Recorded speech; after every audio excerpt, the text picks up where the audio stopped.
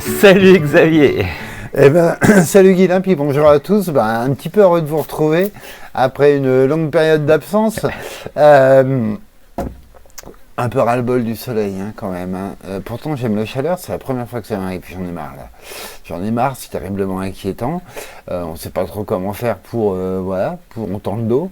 Alors il y a une piste néanmoins. La piste, c'est on a 3 types de photosynthèse principaux.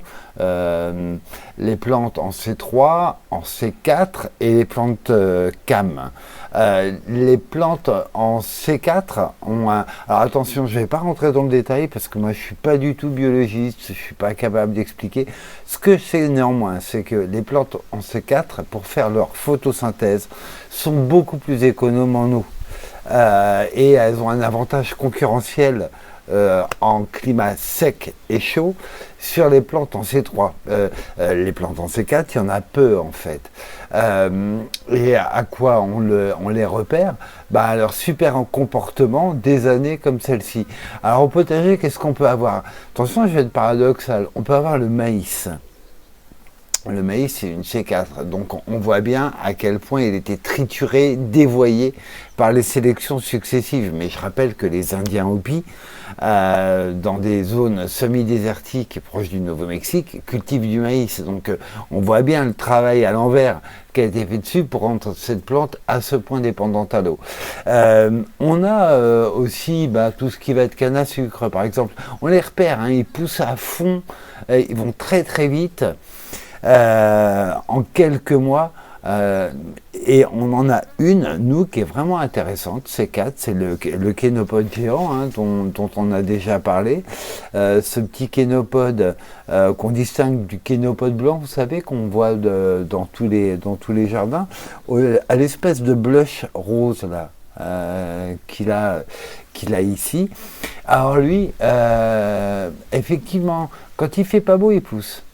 Mais alors quand il fait chaud, j'ai jamais vu ça. On fera une petite prise de vue quand les températures seront plus acceptables dans la serre. C'est un arbre. Il n'a jamais arrosé, plus de 3 mètres de haut, il touche la bâche maintenant. Donc voilà peut-être une solution pour tenter d'économiser au maximum l'eau, privilégier des plantes en C4. Alors les plantes en C4, encore une fois, on en a très peu nous au potager. Ce que je vous propose quand vous faites votre plan de culture, etc., tapez de temps en temps le nom de l'espèce et C3, C4 sur votre moteur de recherche et ça vous mettra à quelle catégorie il appartient, sachant que dans 90% des cas, ce sera une C3 quand même.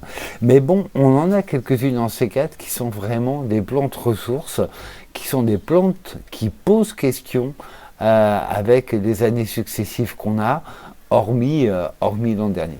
Ouais, c'est une piste à explorer en tout cas, c'est une réflexion. Voilà, dans les 12 principes, les permaculteurs rappellent s'appuyer sur la diversité, c'est un des principes.